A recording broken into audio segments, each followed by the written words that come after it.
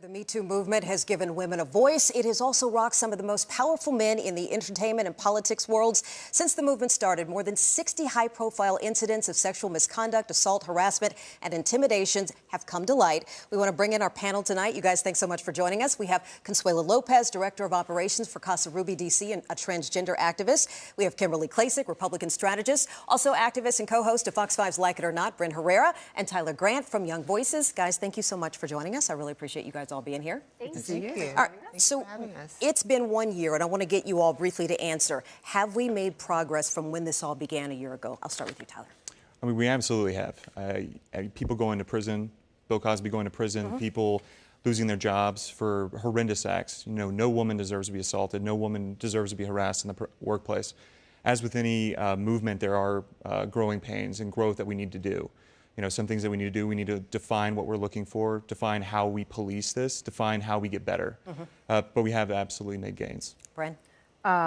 We've talked about this endless times. I think that this is just the beginning of a movement that's going to last potentially for another 100 years. I mean, we look at the suffrage movement, we look at Alice Waters, I believe her name was, when she started the Women's National Movement or Party back in the early 1900s.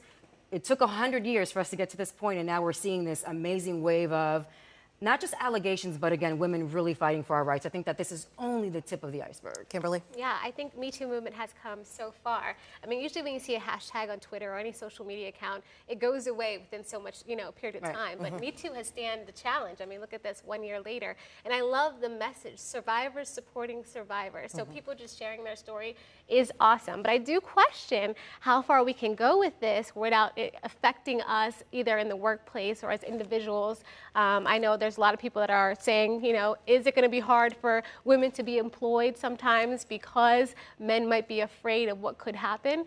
So I do wonder where we're going with this, but right now I think we're in a good place. Consuelo? I think I bring a different perspective where transgender women still face the brunt of violence and discrimination, especially in the workplace. So we're just basically at the door.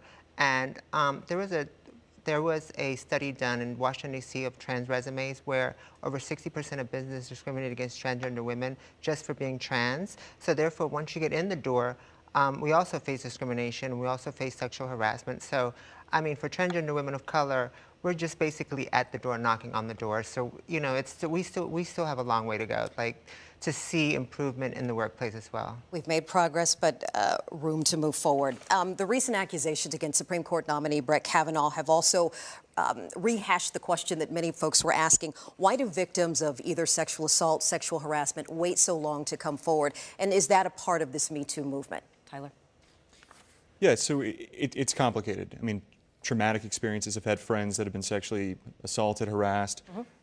Coming forward initially is difficult. Obviously, legally, it's the best case. Evidence is fresh, eyewitness testimony is fresh, but people experience really deep trauma, and it's really difficult to articulate that right off the bat, which makes it tough, and which is why this Brett Kavanaugh situation is really difficult, because we're trying to litigate something that happened 35 years ago, and that's kind of the conversation that we need to have. Like, how can we make a facility for women to be able to articulate these things quickly and keep the evidence fresh? That way, maybe down the road when we want to, when they want to pursue prosecution, or if they want to have that, a more facilitated discussion with maybe an employer or an employee, perhaps they can have that discussion in in a way that's comfortable and doesn't, cause some sort of triggering of a past trauma. Talking about solutions, which I think all of us want to come up with some sort of solutions, but even in the wake of this Me Too movement, Congress has been grappling with how to rewrite its own Congressional Accountability Act, which oversees how claims of sexual harassment are actually handled on Capitol Hill.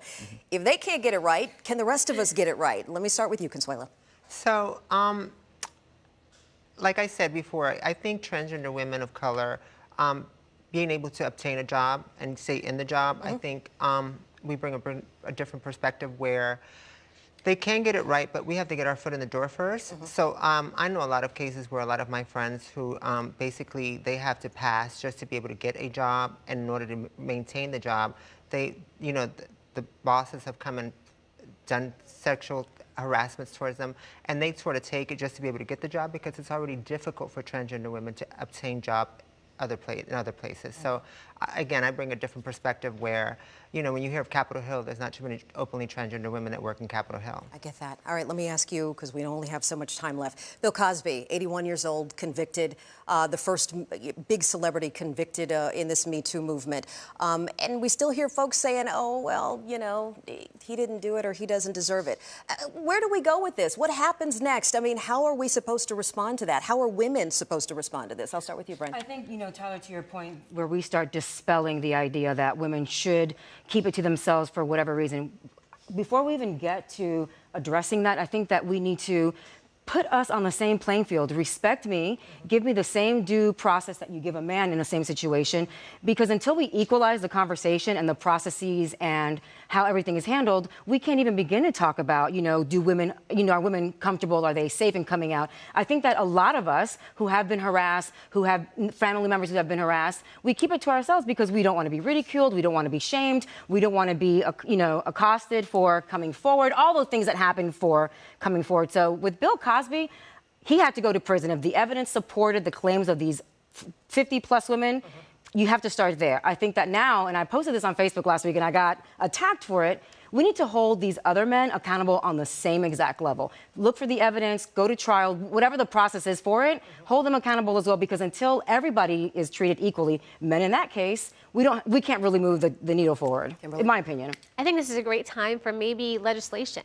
I mean, maybe, you know, we have statute of limitations on so many of these cases, but like you said, it does take some people time to come out with their story, and that's fine. It's a traumatic event. And so maybe this is a time where we can sit back and take a look at the law and maybe make some changes there. But isn't it state by state? The statute of limitations is state by state. And I think even it's state by state. in the case of Kavanaugh, I think it's 7 years after the time that you become an adult. So, I mean, the statute of limitations is already expired in his situation. By state, okay. By state, yeah. You guys, thank you so much for coming in. They're giving me the hard wrap. We got to go. But thank you so much for joining the conversation, and let's keep the conversation going. Thank you.